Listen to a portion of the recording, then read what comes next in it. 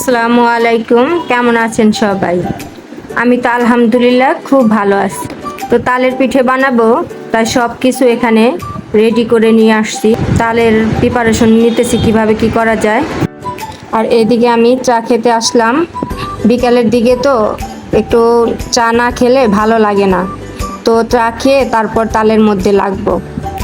তো এখানে আমার সকালে রুটি বানানো ছিল, ওটা দিয়ে আমি চা খেয়ে নিতেছি। তো এই তো তাল আমি ছিলে উপরের চামড়াটা ফেলে দিছি, তারপর এখন আমি পানি দিয়ে ছেনে নিচ্ছি ভালো করে। এটা ছানা ছাড়া হবে না, একদম হাত দিয়ে আর একটু একটু করে পানি নিয়ে একদম নরম করতে হবে উপরের চুবাটা, তারপর ঘিলু বের হবে। আর এখন আমি এটা দিয়ে তালের কাঠ বের করে নেব। এতে এভাবে আমি তালের কাঠ বের করে নিব। আমার এই তালের ইটা আমার শ্বশুরে বানিয়ে দিয়েছিল তাল ছাকার জন্য, অনেক আগেকার। তো আমি এখনও যত্ন করে রেখে দিচ্ছি। এটা দিয়ে আমার প্রতি বছরই কাজে লাগে। তো এই তো দেখেন আমার পিউরি রেডি হয়ে গেছে, তালের পিউরি। আর এটা দিয়ে আমি মাছের আঁশটা ছাড়ানো যায়, ওইটা দিয়ে আমি ধুয়ে পরিষ্কার করে রাখি সব সময়। ওটা দিয়ে আমি তালের আঁশ আছে যে, সে আঁশটা আমি পরিষ্কার করে নেব। এরকম 5 মিনিট করলেই সম্পূর্ণ আঁশটা এটার মধ্যে বেজে আসবে। তো একটু ধারালো, তো এই কারণে এটার মধ্যে চলে আসে। তো এভাবে আমি তালের আঁশ পরিষ্কার করি। প্রতি বছরই আমার তালের পিঠা খাওয়া হয়, এজন্য আমার আর কোনো টেনশন হয় না, এটা দিয়ে আমি পরিষ্কার করি। এই তো সব কিছু আমি ওখানে তালটা পরিষ্কার করে চাল ভিজিয়ে রাখছিলাম। তো আমি এখানে ব্লান্ডার করে নিলাম, চালটা ধুয়ে ব্লান্ডার করে নিলাম। আমার গুঁড়ি নিয়ে বাসায়, তো আমার হাজব্যান্ডকে বলছিলাম গুঁড়ি করার জন্য, গুঁড়ি দিয়ে হলে হয়তো ভালো হতো। এখানে আমি ময়দা দিয়ে নিলাম, নারিকেল, তারপর আপনারা গুড়, এগুলো দিয়ে আজকে আমি এই পিঠাটা বানাবো। গুঁড়ি দিয়ে বানালে হয়তো ভালো হতো, জানি না লিকুইড গুঁড়ি দিয়ে পিঠাটা কীরকম হবে জানি না। তো দেখা যাক কিভাবে কি হয়। এখন আমি এটা ভালো করে মিক্সড করে নেব। এই তো আমার মিক্সড করা হয়ে গেছে। পরবর্তীতে আমি আরও এখানে গুড় অ্যাড করছি। যে যেরকম মিষ্টি খাবেন সে সেরকম অ্যাড করে নেবেন।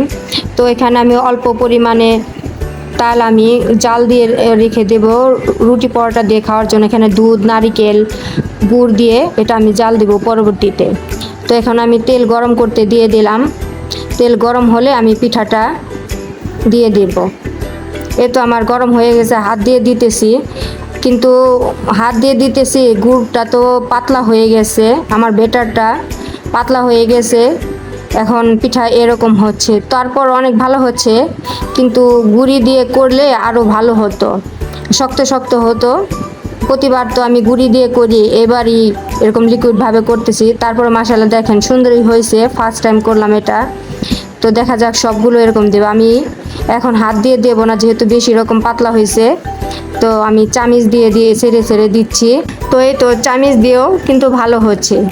যাই হোক, পিঠা তো খাওয়া হচ্ছে যেভাবেই হোক। তারপর মাশাল্লাহ সুন্দর হয়েছে কিন্তু। তো আমি একটা খেয়ে দেখে নিই কীরকম হয়েছে। মাশাল্লাহ দেখেন কি সুন্দর, ভিতরটা এত সফট হয়েছে আর উপরেরটা একদম ক্রিসপি। মাশাল্লাহ খেতে অনেক ভালো লাগছে, একটা আঁশও নেই তালের ভিতরে।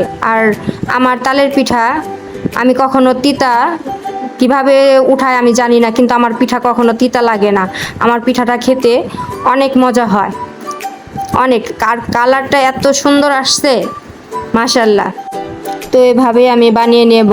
আর এদিকে আমি আরেক চুলায় ওই তালটা জাল দিয়ে নেব একটু মৃদু আঁচে। আর একটু দুধের পরিমাণটা কম ছিল বলে আমি আর একটু দুধ বেশি করে দিয়ে নিলাম, খেতে ভালো লাগবে। আর এদিকে আমার পিঠাগুলো হয়ে আসছে। তো যাই হোক, এদিকে আমার তালও হয়ে আসছে।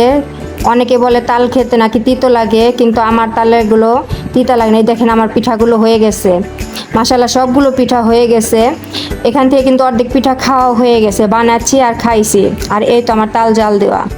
আর এই ভিডিওটুকু আমার তার পরের দিন সকালে মাশাল্লাহ তাল জাল দিয়ে এখন আমি গরম গরম মুচমুচে পরোটা দিয়ে খাবো। আসলে সব জিনিসই হলো নিজের তৃপ্তি দিয়ে খাওয়া, তৃপ্তি দিয়ে খেলে কিন্তু সব জিনিসই ভালো লাগে। তো আমি এখন তাল জাল দিয়ে মচমচে পরোটা দিয়ে খাবো। যারা গ্রামের মানুষ তারাই বুঝবে এর স্বাদটা কী। মাশাল্লাহ এত মজা লাগতেছে, বিশ্বাস করেন আমি বানিয়ে বলতেছি না, আমার তাল জালটা দেওয়াটা এত মজা হয়েছে, আর মচমচে পরোটা দিয়ে খেতে খুবই ভালো লাগতেছে। তো আমার ভিডিওটা কেমন হলো অবশ্যই কমেন্ট করে জানাবেন, আর ভালো লাগলে লাইক ফলো দিয়ে আমার পাশে থাকবেন। আল্লাহ হাফেজ।